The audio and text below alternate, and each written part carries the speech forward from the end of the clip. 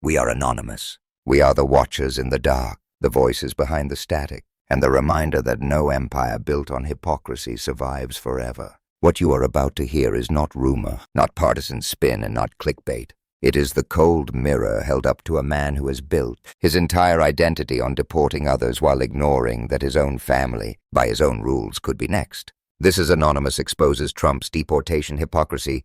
Could his own family be next? Let us start with the moment that set the fire. As criticism mounts over President Donald Trump's plan to deport naturalized citizens, not just undocumented immigrants, but people who legally became Americans, a viral petition began to spread online. Its title was simple, almost mocking: Deport Melania, her parents, and Barron. It asked a single question: if Trump truly believes that citizenship can be undone, should his own family be immune? That petition was not written by fringe activists or angry trolls. It came from the growing sense that Trump's immigration crusade had crossed into authoritarian territory.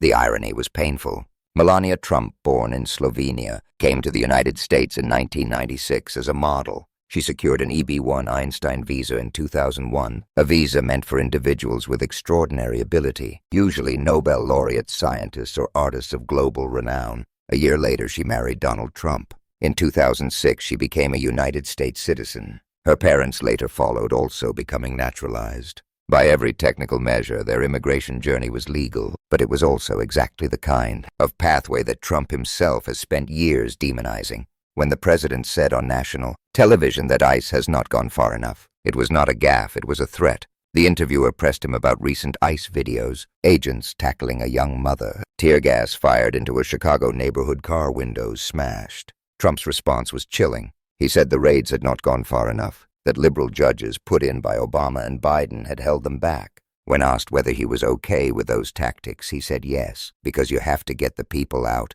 Those words mattered, because this was not about violent criminals as he had promised on the campaign trail. It was about landscapers, nannies, construction workers, people with no record, no history of harm. When the interviewer asked if he intended to deport people without criminal records, Trump repeated his favorite line: "You came into the country illegally, you are going to go out." And that is where the hypocrisy screams. Because by that same logic, if paperwork defines worth, then what happens when the spotlight turns back to the First Lady's visa history, or to Barron's citizenship, which depends on his mother's naturalization path? Even Representative Jimmy Gomez of Los Angeles said it outright. If ICE has not gone far enough, then the next deportation might as well be Melania.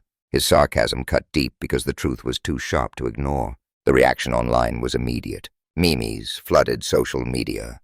Melania's face edited into South Park as a White House guest, a caption reading, "I got into this country with Epstein visa corrected by Trump. That is Einstein." Users mocked the hypocrisy, saying, well, she is a criminal landscaper now. Others pointed out the double standard, that the same mega loyalists who scream about anchor babies and illegal families suddenly go silent when the family in question is white rich and married to their cult leader. The petition quickly reached thousands of signatures. It called out Trump's hypocrisy directly. If he wants to deport naturalized citizens and revoke birthright citizenship, then his own family must not be exempt. It argued that Barron Trump, born in the United States to an immigrant mother, would be the textbook definition of what Trump calls an anchor baby.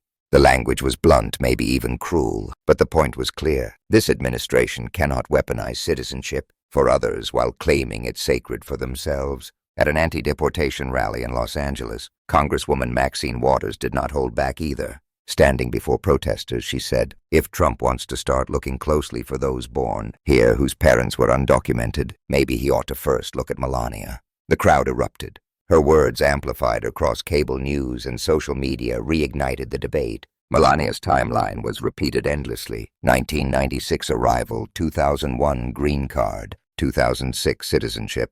Her parents, Victor and Amalia Knafs, followed the same route. No crime there except the hypocrisy of a president who built a political empire by demonizing the very process that made his wife American. But there is another layer that rarely gets mentioned. The EB-1 visa Melania received was for individuals with extraordinary ability. Typically, this category includes scientists, scholars, athletes, and top-tier artists. How exactly did a fashion model from Slovenia qualify? Critics at the time called it the Einstein visa scandal. Others quietly suggested that the Trump family's influence greased the process. If that is true, Then Melania's citizenship was born not from merit but privilege, a golden gate guarded by money. And yet in Trump's America, millions without money are told that their families do not belong, that their children, even those born here, should be stripped of citizenship. This is not immigration policy. This is weaponized hierarchy. Let us step back. Why does this matter now? Because the deportation machinery Trump built, ICE raids, private detention centers, militarized checkpoints, does not discriminate forever. History shows us that authoritarian systems always consume their creators. The Nazis started by targeting outsiders. Soon outsiders became anyone who disagreed. The same mindset fuels modern American xenophobia. The belief that purity can be legislated, that belonging is conditional. Even the agencies themselves have become radicalized. Trump's Border Patrol chief, Gregory Bavino, was photographed performing Nazi-style salutes, wearing Gestapo-inspired uniforms. Recruitment ads for ICE and CBP are now shared by extremist groups like the Proud Boys, groups that call themselves patriots while worshipping authoritarian power. Trump's propaganda is not just words, it is psychological conditioning. He tells his followers that brutality equals patriotism, that cruelty equals strength. Meanwhile, real families are being torn apart. One case stands out. Casper Eriksson, a Danish father of 4, legally married, working as a welder in Mississippi, pursuing citizenship. He praised Trump online. He followed the law. He showed up to his naturalization interview, and ICE arrested him on the spot. He has been held in a Louisiana detention center ever since. His wife and children are Americans. His only crime was believing the system would treat him fairly. Now ask yourself if that can happen to him. What makes Melania different other than her husband's name? The irony runs deeper. Had Melania arrived in the United States 15 years later, under Trump's own rules, her visa might have been denied. Her car might have been smashed by ICE during a raid. She could have been deported to Slovenia.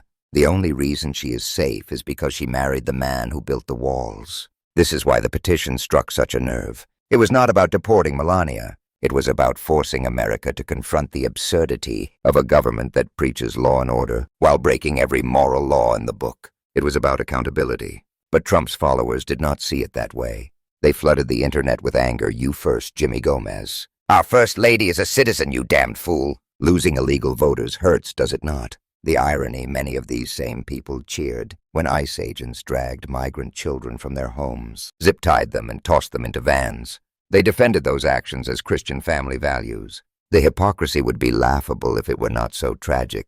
The same MAGA movement that calls itself pro-life cheers when families are ripped apart. The same people who claim to defend morality ignore a president who cheated on his wife with a porn star while she was pregnant.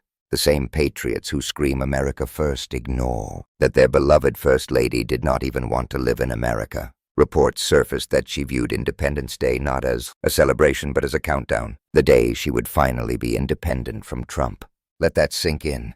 Even Melania may want out of the country her husband claims to defend. Anonymous is not here to gossip about marriages. We are here to expose patterns, and this pattern is deadly. It is the pattern of a government that replaces empathy with cruelty, replaces facts with fear, and replaces law with loyalty. Trump's deportation agenda is not about security. It is about control. It is about dividing citizens into real and fake, deserving and undeserving. And yet the cruelest twist is how many of his supporters end up victims of the same machine. There are hundreds of documented cases of MAGA voters losing food stamps, losing health care, or even being deported themselves. They believed Trump's promises until the system he built came for them. This is not karma. It is cause and effect. When you normalize state cruelty, it will eventually find your doorstep. That is the story America keeps refusing to learn. From the native genocide to slavery, from internment camps to ICE raids, the cycle repeats. Dehumanize, divide, destroy. And every time the people cheering the loudest are shocked when the system turns inward. Anonymous does not celebrate anyone's suffering. We do not mock the desperate. We expose the truth that power always protects itself until it cannot. The truth that laws without empathy become weapons. The truth that America, a nation of immigrants, is eating itself alive on the myth of purity. Trump's deportation hypocrisy is not just political, it is existential. Because if the idea of America is that citizenship can be undone, then no one is truly safe. Not Melania, not Barron, not you. We have seen this before. Fascist regimes always begin by dehumanizing the other. Then they define the other more narrowly until the walls close in. That is why the viral petition mattered. It forced the nation to look into the mirror and see that the difference between them and us is often just privilege. As Melania's own timeline proves, the so-called American dream depends more on who you know than what you deserve. That is not patriotism. That is corruption. So yes, maybe the petition was satire. Maybe it was rage wrapped in humor. But behind every joke lies a truth too dangerous to say outright, that Trump's America has no consistent moral code. It has only power, and power unchecked will always devour its own. Let us be clear. We do not advocate deporting anyone, not even Melania. But if Trump insists that the rules apply selectively, then every American should ask the same question. If your papers can be questioned, if your family can be targeted, if your rights can be revoked, what kind of freedom is that? The moral test of a nation is not how it treats its citizens when they obey. It is how it treats them when they do not. And right now, America is failing that test. We are anonymous. We do not serve kings. We do not forgive hypocrisy. We do not forget cruelty disguised as policy. If you believe that truth still matters, share this story. Speak it. Echo it. Because silence is the oxygen of tyranny. We are anonymous. Expect us.